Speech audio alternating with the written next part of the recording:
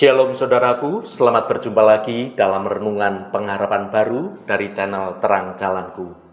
Sungguh kita patut mengucap syukur atas kesempatan yang Tuhan berikan kepada kita untuk dapat menikmati berkat rohani melalui renungan ini.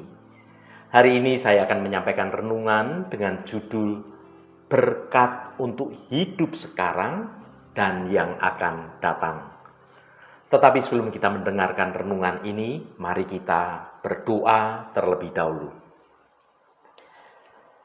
Bapa yang di surga, Allah yang Maha Pengasih dan Allah sumber segala berkat, kami datang ke hadirat-Mu dengan hati yang penuh ucapan syukur atas anugerah hidup yang telah Engkau berikan kepada kami.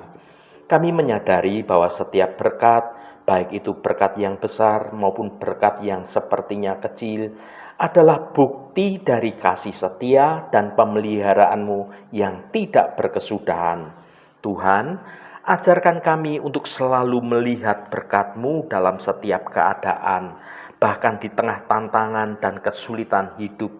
Mampukan kami ya Tuhan, untuk kami senantiasa bersyukur dalam segala hal, karena kami tahu bahwa segala sesuatu mendatangkan kebaikan bagi mereka yang mengasihi Engkau dengan sungguh-sungguh. Terima kasih Tuhan. Dalam nama Tuhan Yesus Kristus kami berdoa. Haleluya. Amin.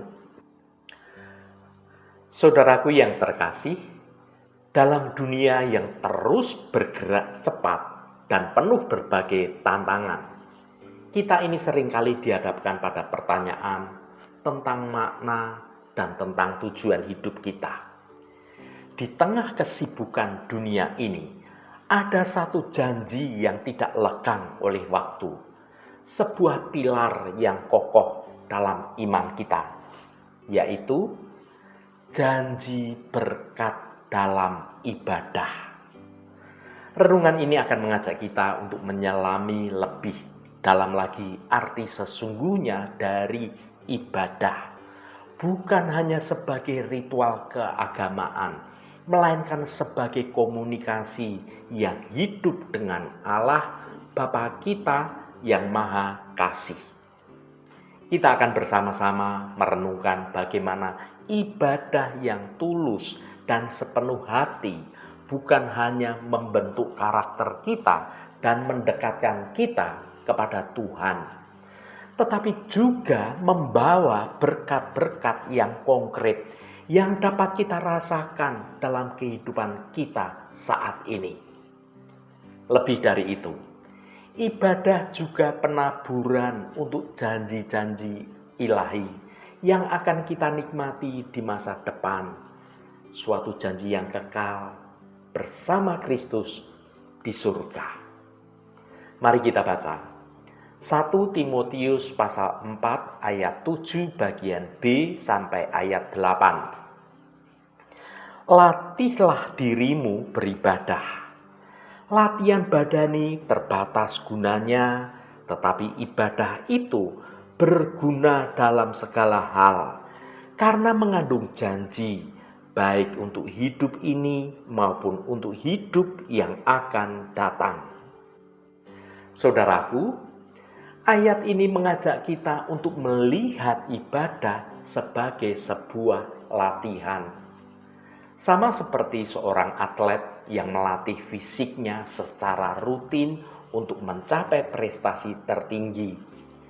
Kita sebagai orang percaya juga melatih diri kita dalam ibadah untuk mencapai suatu pertumbuhan di bidang rohani kita. Yang pertama, ibadah sebagai latihan. Ibadah bukan hanya aktivitas sesekali, melainkan rutinitas yang kita lakukan secara konsisten. Dibutuhkan disiplin diri untuk meluangkan waktu dan tenaga untuk beribadah di tengah kesibukan hidup kita. Saat beribadah, kita perlu memusatkan pikiran kita dan hati kita hanya pada Tuhan. Ibadah itu bukan mendengarkan, tetapi juga melibatkan diri secara aktif dalam pujian dalam doa, dalam penyembahan, dalam renungan dan mendengarkan firman Tuhan. Yang kedua, manfaat disiplin beribadah. Sama seperti otot yang menjadi kuat dengan latihan, iman kita juga menjadi semakin kuat melalui ibadah yang teratur. Ibadah adalah waktu berkualitas bersama dengan Tuhan, di mana kita dapat merasakan kehadiran Tuhan dan kita dapat mengenal Tuhan lebih dalam lagi. Tuhan telah berjanji akan memberkati kita yang setia beribadah. Berkat-berkat ini bisa berupa kekuatan menghadapi masalah, hikmat dalam memutuskan segala sesuatu, juga damai sejahtera, dan masih banyak berkat-berkat yang lainnya. Ibadah itu membantu kita untuk dapat fokus pada hal yang kekal dan mempersiapkan diri untuk kehidupan kita selanjutnya di surga bersama Bapa. Saudaraku yang dikasihi Tuhan, firman Tuhan yang sudah kita baca dalam renungan ini juga membandingkan latihan badani dengan ibadah. Latihan badani itu memang penting untuk menjaga kesehatan fisik kita, tetapi manfaatnya sangat terbatas. Sedangkan ibadah memiliki manfaat yang jauh lebih luas lagi, karena mengandung janji-janji Allah baik untuk kehidupan sekarang ini maupun untuk kehidupan yang akan datang. Saudaraku, mungkin kita pernah terkagum-kagum dengan pemain musik yang hebat. Saya punya sahabat rekan musisi yang luar biasa. Sejak muda, mereka itu seolah-olah dilahirkan dengan keahlian bermain musik. Namun semua orang yang pernah mencoba bermain musik pasti tahu bahwa kepiawaian mereka atau keahlian mereka dalam bermain musik tidak muncul begitu saja. Ada ribuan jam latihan yang telah mereka lewati penuh dengan kedisiplinan sebelum akhirnya mereka ahli atau mahir memainkan nada-nada yang indah melalui alat musiknya. Prinsip yang sama juga berlaku dalam pertumbuhan rohani kita.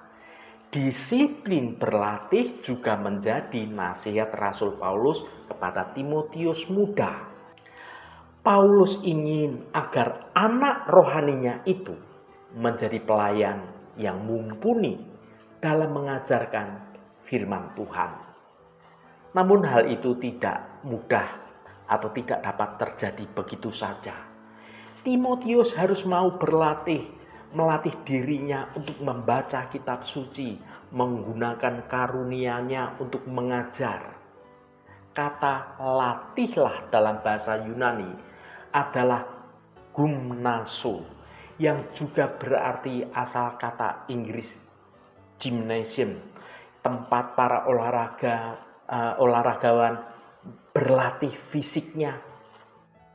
Dalam hidup ini tidak ada jalan pintas. Tentu saja menjadi pelayan yang disiplin bukan tujuan akhir hidup kita. Latihan rohani hanyalah sarana untuk menjadikan Timotius saat itu leluasa dipakai Allah membawa keselamatan dan pertumbuhan bagi banyak orang. Saudaraku yang diberkati Tuhan, apa yang paling Anda rindukan dalam kehidupan Kristiani Anda saat ini? Jika rencana Allah adalah membuat anak-anaknya menjadi serupa dengan Kristus, tidakkah hal itu juga seharusnya menjadi kerinduan kita semua sebagai anak-anak Tuhan? Disiplin apa saja yang harus kita latihkan untuk mewujudkan apa keinginan kita untuk menjadi serupa dengan Kristus? Menjadi serupa dengan Kristus adalah perjalanan seumur hidup kita, sebuah proses transformasi yang terus-menerus. Disiplin-disiplin rohani adalah alat-alat yang kita gunakan untuk mengasah karakter kita dan membentuk kita sesuai dengan gambaran Kristus. Beberapa disiplin yang dapat kita latih antara lain. Yang pertama, doa. Melalui doa, kita menjalani hubungan yang intim dengan Allah. Kita belajar untuk menyerahkan segala sesuatu kepada Allah. Kita mencari tuntunan Allah dan kita mendengarkan suara Allah. Yang kedua, pembelajaran firman Tuhan. Alkitab adalah pedoman hidup kita sebagai orang percaya. Dengan rajin membaca dan merenungkan firman Tuhan, kita akan semakin mengenal karakter Kristus dan dapat menerapkannya dalam kehidupan kita sehari-hari. Yang ketiga, persekutuan. Bersekutu dengan orang-orang percaya atau saudara-saudara seiman sangat penting untuk pertumbuhan rohani kita. Dalam persekutuan itu, kita saling menguatkan, kita saling mendorong, kita saling menegur dalam kasih. Yang keempat, pelayanan. Melayani sesama adalah salah satu cara terbaik untuk menunjukkan kasih Kristus. Melalui pelayanan inilah kita dapat keluar dari zona nyaman kita dan belajar untuk mengasihi orang lain tanpa memandang latar belakang mereka. Yang kelima, puasa. Puasa bukan hanya menahan diri dari makanan, tetapi juga dari segala sesuatu yang dapat mengalihkan perhatian kita dari Allah. Puasa itu membantu kita memfokuskan pikiran kita, memfokuskan hati kita pada hal-hal yang bersifat rohani. Saudaraku, disiplin beribadah adalah kunci untuk membangun kekuatan rohani. Melalui ibadah, kita semakin dekat dengan Tuhan, menerima berkat-berkat-Nya, dan mempersiapkan diri untuk kehidupan yang kekal bersama Tuhan. Marilah kita berkomitmen untuk melatih diri dalam ibadah agar kita dapat mengalami suatu transformasi rohani yang luar biasa. Haleluya, Tuhan memberkati kita semua. Mari kita tutup renungan ini dengan berdoa. Ya Tuhan, Bapa kami di surga, kami datang di hadapan-Mu dengan hati yang terbuka, merenungkan firman-Mu yang hidup. Bapa, kami bersyukur atas anugerah-Mu yang tidak terhingga, yang memampukan kami untuk mengenal Engkau dan beribadah kepada Engkau. Firman-Mu mengingatkan kami bahwa ada latihan yang jauh lebih penting daripada sekedar latihan fisik, yaitu latihan di bidang rohani. Seringkali kami terjebak dalam kesibukan dunia, mengejar hal-hal yang bersifat fana, dan melupakan esensi kehidupan yang sesungguhnya. Ampuni kami ya Tuhan, jika kami lebih banyak meluangkan waktu untuk hal-hal yang terbatas gunanya. Sementara ibadah yang berguna dalam segala hal sering terabaikan. Kami mengakui bahwa kedagingan kami cenderung mencari kenyamanan dan mencari kepuasan yang sesaat daripada berjuang untuk bertumbuh dalam iman dan dalam kesalehan.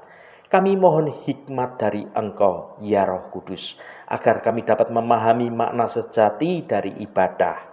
Bukan sekedar ritual atau kebiasaan, melainkan suatu relasi yang hidup dengan Engkau.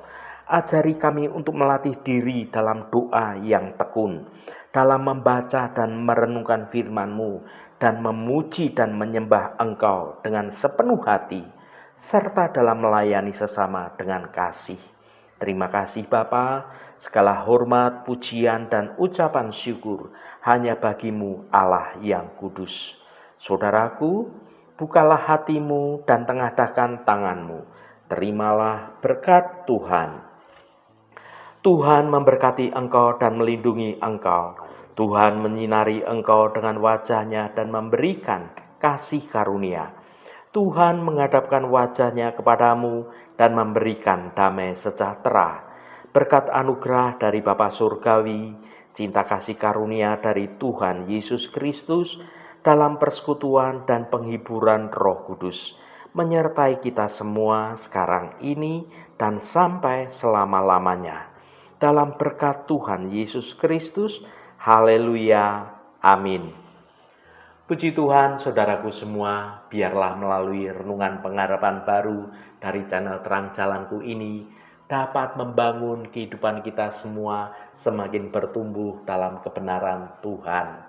Saudaraku, marilah kita melatih diri kita dalam ibadah, tidak hanya demi pertumbuhan pribadi, tetapi juga agar hidup kita menjadi kesaksian yang nyata tentang nilai kekal dari mengejar dan mencari hadirat Tuhan. Roh Kudus senantiasa menolongmu dan menuntunmu untuk dapat hidup dalam jalan kebenaran Tuhan. Saudaraku, saya sangat senang sekali dan berterima kasih jika Anda berkenan memberikan komentar pada konten video ini dan bagikan renungan ini pada teman dan sahabat Anda agar mereka diberkati juga melalui renungan ini. Terima kasih saudaraku, sampai bertemu kembali. Shalom, Tuhan memberkati.